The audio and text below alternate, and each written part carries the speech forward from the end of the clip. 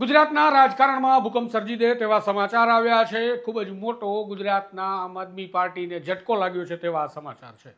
108 દિવસ જેલમાં બંધ રહી અને ખેડૂતો માટે લડાઈ લડેલા અને ખેડૂતો માટે કરદા પ્રથાને બંધ કરાવવા માટે જેણે સંઘર્ષ કર્યો એવા દિગ્ગજ નેતા રાજુ કરપડાને લઈને આ સમાચાર છે। રાજુ કરપડા આમ આદમી પાર્ટીના ખેડૂત સંગઠનના ગુજરાતના પ્રદેશ અધ્યક્ષ છે અને રાજુ કરપડાને લઈ એક મહત્વના સમાચાર સામે આવ્યા છે અને આ સમાચારે ગુજરાતના રાજકારણમાં ભૂકંપ સર્જી દીધો છે। આવો વિગતે વાત કરીએ શું છે રાજુ કરપડાના મામલે। નમસ્કાર, હું છું આપની સાથે તુષાર બસિયા। આપ જોઈ રહ્યા છો સ્વમાન।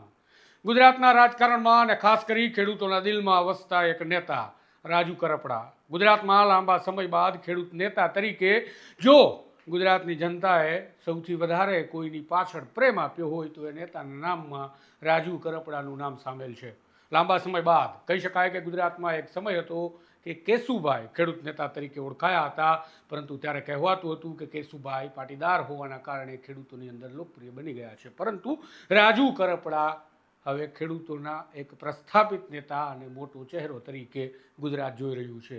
આમ આદમી પાર્ટીના ખેડૂત સંગઠનના ગુજરાત પ્રદેશના અધ્યક્ષ રાજુ કરપડાએ હવે રાજીનામું ધરી દીધું છે। આમ આદમી પાર્ટી છોડી દીધી છે। રાજુ કરપડાએ આમ આદમી પાર્ટીના રાષ્ટ્રીય સંયોજક અરવિંદ કેજરીવાલને એક પત્ર લખી પોતાનું રાજીનામું આપી દીધું છે। રાજીનામામાં તેમણે કોઈ પણ પ્રકારનું કારણ જણાવ્યું નથી। આ રાજીનામાના પડવાના કારણે ગુજરાતના રાજકારણમાં આમ આદમી પાર્ટીમાં ધોવાણ થતું સ્પષ્ટ જોવાય છે।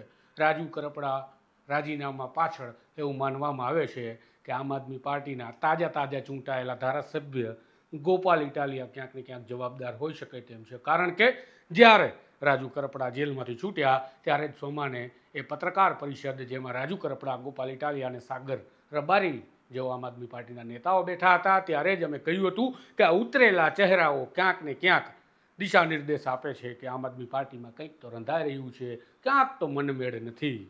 ઈસુદાન અને ગોપાલ ઇટાલિયા વચ્ચે ગજગરા હોવાની અનેક ચર્ચાઓ ચાલી, ત્યારે હવે આમ આદમી પાર્ટીએ દિગ્ગજ નેતા ખોઈ દીધા છે અને ખેડૂતોનો મુખ્ય ચહેરો જે આમ આદમી પાર્ટીના પોસ્ટર બોય હતા તે રાજુ કરપડા હવે આમ આદમી પાર્ટીને અલવિદા કહી ચૂક્યા છે। હવે જોઈએ કે તેઓ રાજનીતિમાં આગળ શું કરે છે। રાજુ કરપડા ભારતીય જનતા પાર્ટી જોઈન કરે છે કે પછી કોંગ્રેસ પાર્ટી, કારણ કે અત્યારે સમાચાર મળે છે, સૂત્રો સમાચાર આપે છે કે બંને પાર્ટી કોંગ્રેસ અને ભાજપના મનમાં લડ્ડુ ફૂટી રહ્યા છે અને તેઓ રાજુ કરપડાનો સંપર્ક કરી ખેંચતાણ કરી રહ્યા છે કે રાજુભાઈ લાલ જાજમ પાથરીએ તમે આવી જાઓ।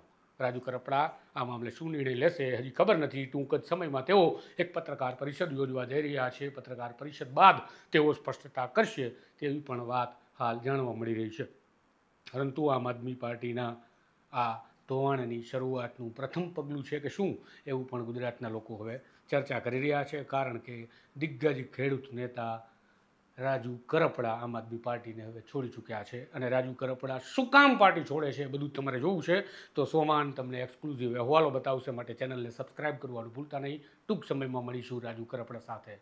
નમસ્કાર।